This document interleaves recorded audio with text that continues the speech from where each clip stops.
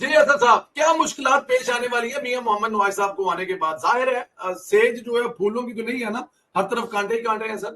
میں جی ہمیشہ یہ بات کرتا ہوں کہ نواز شریف کے لیے یہ اپنے کیسز ویسز یہ ساری چیزیں شاید میرے خیال سے کوئی بڑی اہمیت نہیں رکھتی ان کے لیے، لیکن ان کو سرخرو ہونا لازمی ہے ان کے لیے ان کی زندگی کے اندر. سر یہ کوئی بات نہیں ہوگی کہ بھٹو کو پھانسی چڑھا دی، بعد میں وہ ججز کہتے ہیں کہ یار ہم سے تو فیصلہ لکھوایا گیا تھا. آپ نے جو غلطیاں کی ہیں ان کی زندگیوں میں اگر مان لیں تو میرے خیال سے یہ قوم کے اوپر بڑا احسان ہوگا. بیسیکلی جو ہماری نوجوان نسل ہے نا، خاص طور پہ انگوٹھوں کے اوپر جو کام کرتی ہے سارا دن بیٹھ کے، اس کو یہ سمجھ میں آ جائے گی کہ یار یہ نواز شریف کے ساتھ ہوتا کیا رہا ہے. یہ آپ کو نیریٹو بلڈ کرنے کا موقع مل جائے گا کہ دیکھو کہا تھا نا آپ لوگوں کو کہ نواز شریف کے ساتھ زیادتی ہوئی تھی. نواز شریف کو اس لیے انہوں نے ہٹایا کہ نواز شریف ان کی ڈیٹیشن نہیں لیتا تھا، نواز شریف ان کے متھے لگتا تھا جا کے، اس لیے وہ نواز شریف کے ساتھ سارے کام کرتے تھے. تو یہ ساری چیزیں میرے خیال سے قوم کو بتانے کی ضرورت ہے. باقی دیکھیں عزت ذلت، یہ حکمرانی، یہ بادشاہت، یہ ساری چیزیں اللہ تعالیٰ نے جس کے لیے لکھی ہوں گی وہ اس کو مل جائیں گی. ہارون صاحب نے ایک آیت ہی پڑھی تھی ہماری لائیو ٹرانسمیشن کے اندر کہ یہ چیزیں اللہ تعالیٰ نے اگر شہباز شریف کو یا نواز شریف کے تاج سجنا ہوگا بادشاہت کا پاکستان کی، وہ سجا دے گا، اس میں کوئی دو رائے نہیں ہے. لیکن ہم اپنی تاریخ، اپنی غلطیاں کیا ان کو دہرا رہے ہیں یا ان کو ٹھیک کر رہے ہیں؟ اصل چیز تو یہ میٹر کرتی ہے میرے خیال سے. معیشت بھی ہم ٹھیک کر لیں گے انشاءاللہ تعالیٰ. ٹھیک، میں یہ کوئی خدائی دعویٰ نہیں کر رہا کہ نواز شریف آئے گا تو وہ منٹا سے معیشت ٹھیک کر دے گا.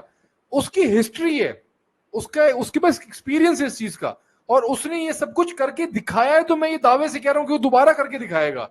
2013 میں اس کے پاس کوئی جادو کی چھڑی تو نہیں تھی نا، اس نے آ کے ٹھیک کر کے دکھایا. جو سندرا صاحب آپ نے جو مسائل گنوائے وہ اس نے ٹھیک کیے، جادو کی چھڑی سے نہیں، محنت کر کے اس نے دکھایا لوگوں کو کس طریقے سے معاملات کو ٹھیک کر سکتا ہوں میں. لیکن 9 مئی کے بعد ان تمام تر حالات و واقعات کے بعد مجھے نہیں لگتا کہ عمران خان کی سیاست میں کوئی واپسی ہو. اور دیکھیں میں ہمیشہ ایک بات کرتا ہوں کہ پاکستان کی عوام، اب میں وہ باتیں نہیں کرنا چاہتا کہ ایسی سی ویڈیوز ہیں، ایسے سے جلسے ہیں، ایسے سے جلوس ہیں جہاں پہ آپ کو اس قوم کی جو عقل کل ہے اس کا آپ کو نظر آئے گا کہ کتنی کو عقل کل ہے اس قوم کی.